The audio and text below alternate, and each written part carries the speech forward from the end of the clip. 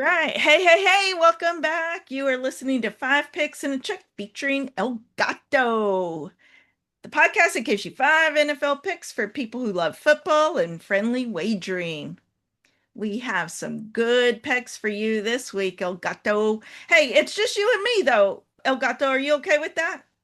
Okay with it. We'll get our guest picker on again next week if Yep. available, but we can do the show. We have some really great picks. I think we did pretty good last week. I went 4-1. My record is 29 wins, 21 losses. I'm at 58%. You had a winning week too. You were 3-2. Your season record is 27 wins, 23 losses, and you're at 54%.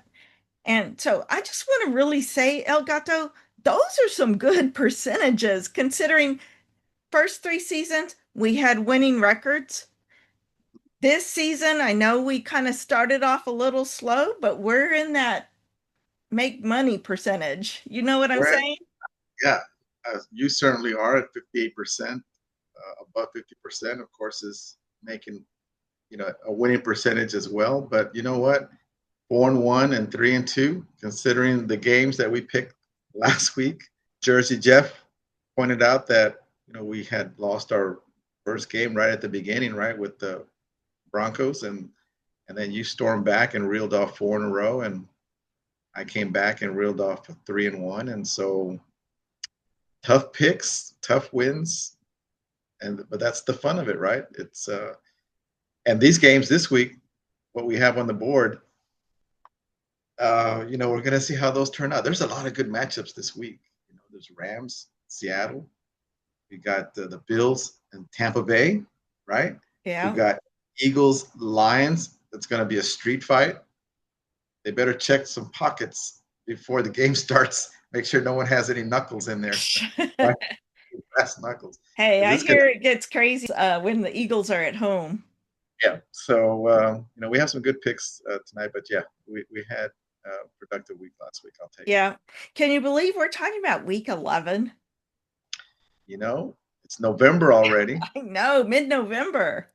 mid-November, a couple of weeks away from Thanksgiving, and then the run to get through December for these teams that are just going to be fighting and clawing for a playoff spot. Just get into the playoffs is the name of the game once the teams get into December. They don't care what seed that they are in, right? Because anything can happen in the playoffs. Yeah. So yeah, it's gonna be December is always that way after Thanksgiving, and then it's a run to the play. It's a playoff run, right? Yeah. Oh, December. Yeah, I always think of like when anything can happen kind of thing. I always think of the Giants playing the Patriots Oh a few wow, years ago. yeah, And I think they were a wild card that playoffs were. Yeah, no, no. Okay, my stat guy says no, but I know they were like unexpected to be there.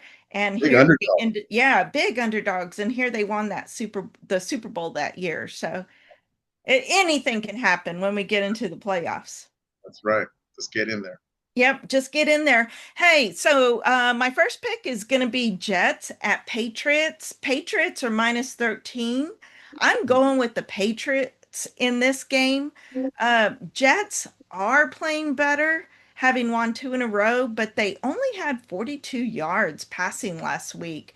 I really don't think that's going to be enough. It won't cut it in this game on the road against a top AFC team who can really put up some points. So I'm going to take the Patriots. I know Patriots are kind of like one of the surprise. I know there's a few, but they're one of the surprise teams this season. So I'm taking the Patriots, but the Patriots in a blowout this game. What are your thoughts on this game? I like that pick, but I'm gonna go with the over on this one.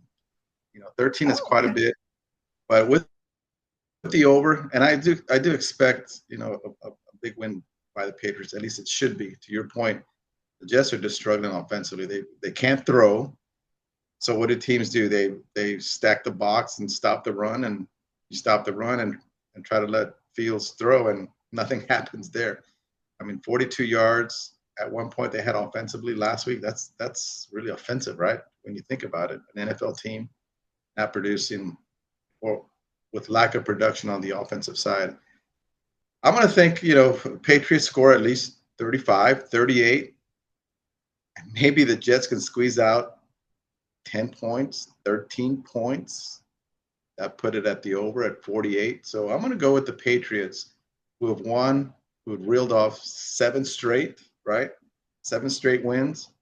How they lost to the Raiders earlier this year, I have no idea. They just did, but that's football. But they've gone on a good run. Really, the surprise team, I think, in the AFC. I mean, who would have thought?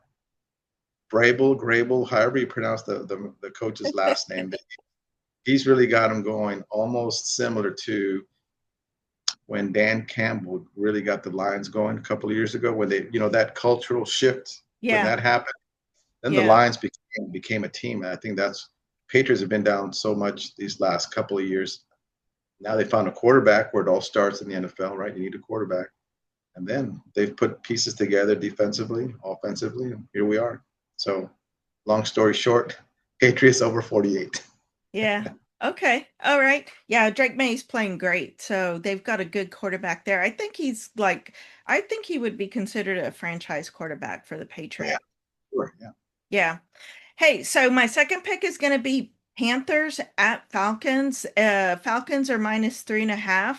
So Falcons are in a tough stretch, but they played well these last 2 weeks, taking New England and Indy all the way to the wire. Yeah. Uh, of course, it didn't end up the way that they would have liked, but this is a much easier spot for the Falcons. They're at home. They're playing Carolina Panthers, who lost to the Saints last week. Why did they lose to the Saints? I had the Panthers, of course, not on the podcast, but something different. Yeah. How does that happen, the Saints? But anyway, I'm going with the Falcons -3.5. What are your thoughts on this game? Yeah, I'm going to go with you on this one at -3.5. Falcons, loser four in a row, like you mentioned, two tough losses to Patriots and the Colts, but they're also one of the top teams in the league. The Falcons do have the personnel to be a top team. They just haven't put it together, right? Yeah, One night, 3 weeks ago or so, they really played well against the Bills, right? You thought they'd turn the corner and we're going to progress after that. Then they digress and they're back to losing four in a row. This may be also a revenge matchup from the earlier game that they had with Carolina, where they just did nothing, right? Panics yeah, couldn't do anything. The running game was shut down. The defense was very porous. They, I think, lost either 30-0. It was a bad score for an NFL team not to do anything as far as putting points on the board. So being in Atlanta, trying to turn the ship around, I think Atlanta -3.5 is a good spot. I'll take Falcons at -3. sounds good. Hey, so I'm gonna have the third pick this week, and that's gonna be the Lions at the Eagles. Eagles are -2.5. Philly pulled out a really gritty defense game on Monday night against the Packers. That was a total defensive game.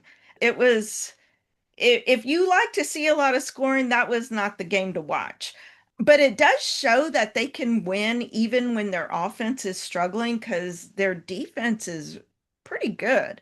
Lions have not won two in a row since week 5 this season. So I think Phillies being at home -2.5 is a good spot. Give me the Eagles. Go Birds. What are your thoughts? Well, I want to go the other side on this one. Oh, okay. Before the podcast started, your stat guy brought up a very good stat that the Eagles have lost, but only 3 games in the last 1.5 seasons. You kidding me? That's as poorly as a lot of people, including me, have seen the way they've been playing. They find a way to win. That's what good teams do. However, not so fast, my friend. Not so fast. Not so Maybe their play, the way they've been playing is, I think it may catch up to them this week. Lions have been playing some pretty good football the last couple of weeks. They did lose a game to the Chiefs. They lost a miserable game to the Vikings. I had something going on somewhere else with that one, if you know what I mean. So yeah. I was, really upset with that one. we'll see what they can do. I mean, the Lions, they got Dan Campbell now at the spot of calling the plays. They put up a lot of points these last 2 weeks. Let's see if they can keep it going against an Eagles defense that, I mean, excuse me, an Eagles offense that is, I mean, it's amazing to keep saying this, still trying to find their way in week 11, week 12.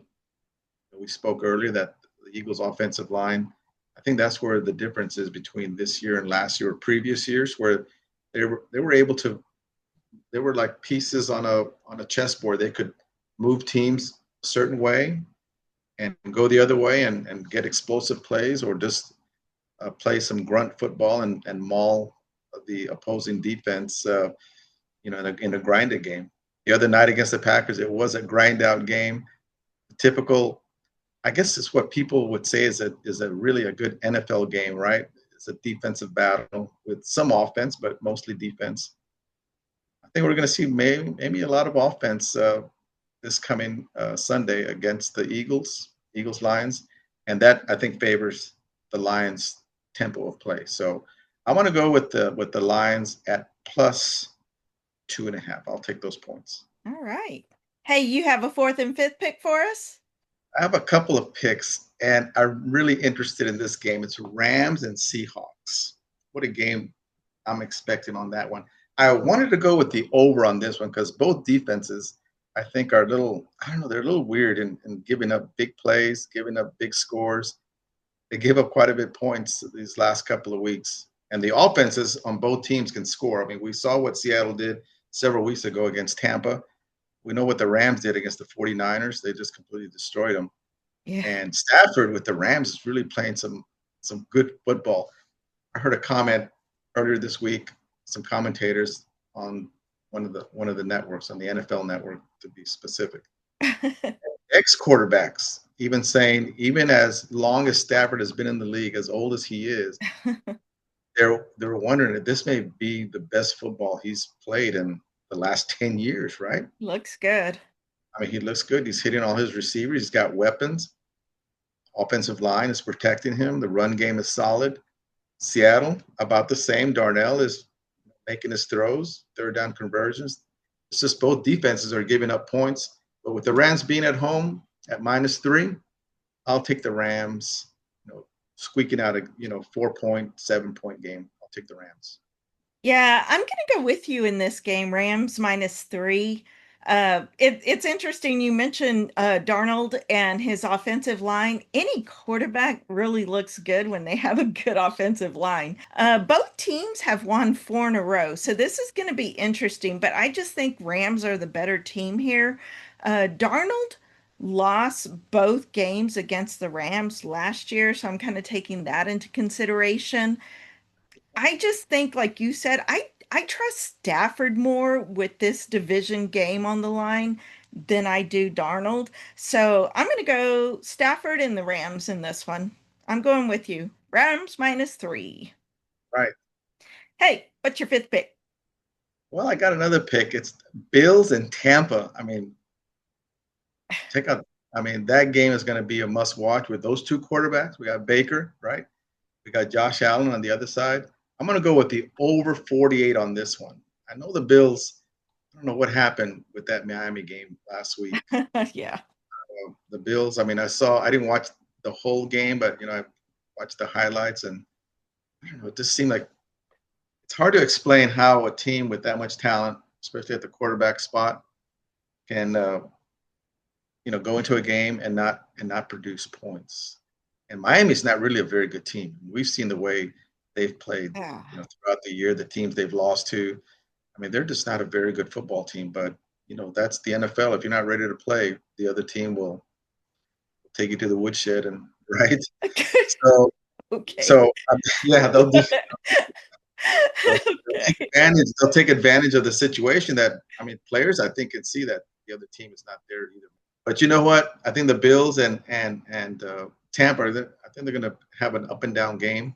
At least that's what I'm hoping for, since I'm picking the over at 48. Baker losing a tough game against the Patriots last week. Bills didn't produce, but I think the Bills will come out and show out and be more focused this week. Tampa will do the same. They've They've got to win. They've lost a couple here the last couple of weeks, 2 or 3 weeks. So I'm looking for some offensive production from both teams to take it to the over 48. Right. So I'm not going to go the over under on this game. I'm going to go ahead and pick the Bucks getting 6. Man, Bills looked terrible last week against Miami. And I wonder, okay, sometimes they say that teams play to who they're playing against, play down. Did they do that? Because I really thought Bills were one of the upper level teams. Maybe they just had an off day, but I'm going with the Bucks getting points here even though they're not at home, they're on the road. Bills have lost 3 out of their 5. Throw in a clunker last week versus the Dolphins, like I talked about. Tampa has been up and down lately, but I also think that Baker can make a few plays to kind of put them ahead and keep it closer. Bucks plus the points. I think the Bucks can win this game. I know they're on the road, but I even think Baker, the playmaker, will come through for them, and the Bucks cover. Yeah, I mean, I can see that happening too. I mean, the Bucks are going to be playing in desperate mode. So will the Bills, which is why I'm thinking that they're going to be producing a lot of points. But never count Baker out, especially in the fourth quarter, right? Even when they're behind, they could be behind 14, and somehow he may not win the game, but he's certainly going to cover the game. Yep. Yep. He is just, or they are that kind of team. So, For yep. sure. Go Bucks. Hey, do you have a lock for us? The lock I want to do, I mean, it's so obvious. It's Patriots. Did I say money line? No, I'll get probably $1 to bet $5,000, Yeah. right? But I mean, just a straight up game. You know, the, the Patriots. Maybe you can bundle it for a parlay at that minus 13, and do something else on the parlay with either a prop bet or over under or something like that. So yeah, Yeah. I'll take Patriots as the lock. If Patriots lose at Jets or lose to the Jets, then there's some problems going on with that team that we I didn't know. I don't see it. I just don't see it.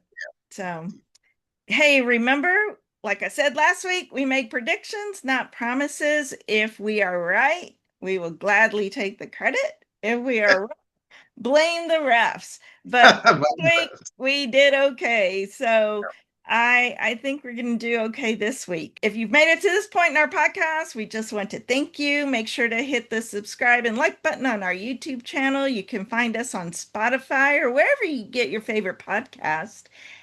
And make sure to join us next week if our picks don't work out or if your picks don't work out so good this week. Hey, we always have week 12. So, You know what? You can also send us comments. yeah, absolutely. We love comments. We'll respond to those comments. Mhm. But as always, thank you to Elgato for being part of 5 Picks and a Check. 1, 2, 3, Bet. bet. And All that's right. right.